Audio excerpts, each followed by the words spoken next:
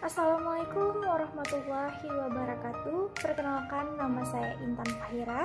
Saya dari Prodi PGMI Unit 1 semester 3. Yang saya hormati Ibu Suhelianti selaku dosen mata kuliah bimbingan konseling. Saya ingin menjelaskan tentang materi perkembangan dan pertumbuhan anak. Pertumbuhan adalah perubahan yang bersifat kuantitatif, yaitu bertambahnya jumlah ukuran atau dimensi tingkat sel, organ maupun individu, yang bisa diukur dengan ukuran berat, ukuran panjang, umur, tulang, dan keseimbangan metabolis. Perkembangan adalah bertambahnya struktur dan fungsi tubuh yang lebih kompleks dalam kemampuan gerak kasar, gerak halus, bicara, bahasa, serta sosialisasi dan kemandirian. Pertumbuhan pada umumnya dibatasi pada perubahan-perubahan struktural dan fisiologis dalam pembentukan seseorang secara jasmani dari saat masih terbentuknya janin melalui periode-periode prenatal atau dalam kandungan dan postnatal setelah lahir sampai pada kedewasaan. Perkembangan merupakan hasil interaksi kematangan susunan saraf pusat dengan organ yang dipengaruhinya. Misalnya, perkembangan sistem neuroskuler, kemampuan bicara, emosi, dan sosialisasi. Kesemua fungsi tersebut berperan penting dalam kehidupan manusia yang utuh. Selanjutnya, pengembangan bahasa pada anak. Bahasa adalah cara khas manusia yang bukan bersifat naluriah dalam mengkomunikasikan gagasan dan kemauan dengan menggunakan simbol-simbol yang dihasilkan secara sengaja. Bahasa anak memiliki adalah bahasa yang telah dimiliki dari hasil pengolahan yang telah berkembang. Selain itu, perkembangan bahasa anak juga diperkaya dan dilengkapi oleh lingkungan masyarakat di mana mereka tinggal. Perkembangan bahasa pada anak merupakan pendeteksian gejala yang terjadi pada anak dalam proses pengembangannya. Dengan mengetahui tahap-tahap perkembangan bahasa anak, diharapkan guru dapat mengetahui kebutuhan perkembangan anak dan cara menstimulus sesuai dengan tahapan usia anak. Dalam perkembangan bahasa digunakan untuk melihat percakapan. Anak disertai dengan penggunaan teknologi untuk merekam suara anak. Berikut ini adalah penjelasan mengenai cara mengakses perkembangan anak.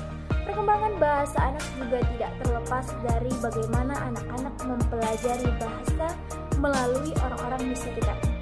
Selain itu, anak dapat mempelajari sebuah bahasa hanya bila orang-orang di sekelilingnya menggunakan bahasa tersebut secara rutin dalam percakapan. Dan selanjutnya, pengaruh pola asuh orang tua terhadap perkembangan bahasa anak. Perkembangan bahasa dapat dipengaruhi oleh faktor lingkungan dan pola asuh. Anak yang jarang berinteraksi dengan teman sebayanya akan mengalami kesulitan dalam bersosialisasi dan cenderung tertutup dari lingkungan luar. Di samping itu, bahasa yang diperoleh anak kurang berkembang sebab ia hanya bergaul dan berinteraksi dengan orang-orang terdekatnya saja. Berbeda halnya dengan anak yang dibiarkan bergaul dengan teman sebaya. Ia akan mampu berkembang secara sosial dan kebahasaan. Hanya saja, peran orang tua tetap menjadi aspek utama dalam proses perkembangannya. Ketika anak tidak mendapatkan kendali dari orang tua, maka ia akan terpengaruhi dengan bahasa yang kasar. Kemampuan berbahasa merupakan indikator seluruh perkembangan anak. Karena kemampuan berbahasa sensitif terhadap keterlambatan atau kerusakan pada sistem lainnya yang melibatkan kemampuan kognitif, motorik, psikologis, emosi, dan lingkungan sekitar anak. Pola asuh merupakan salah satu faktor internal yang mempengaruhi perkembangan bahasa pada anak bersekolah. Hal ini dikarenakan masalah komunikasi dan interaksi antara anak prasekolah dengan orang tua tanpa disadari memiliki peran yang penting agar anak memiliki kemampuan yang tinggi dalam segi bahasa. Sebelum anak memasuki lingkungan sosial yang lebih luas, masa bermain dan bersekolah, lingkungan keluarga bisa menjadi arena yang menyenangkan bagi proses perkembangan anak. Rumah adalah sekolah pertama bagi anak, dan orang tua adalah guru pertama yang bisa mengantarkan anak menuju gerbang pendidikan formal. Sebagai guru, orang tua memiliki andil yang besar dalam pendidikan anaknya. baik dalam segi waktu, materi, dan tenaga. Dalam hal ini, orang tua berperan sebagai motor penggerak yang memegang kendali pertama dan utama dalam perkembangan bahasa anak melalui pola asuh yang mendidik. Sekian penjelasan dari saya. Jika ada yang kurang, saya minta maaf.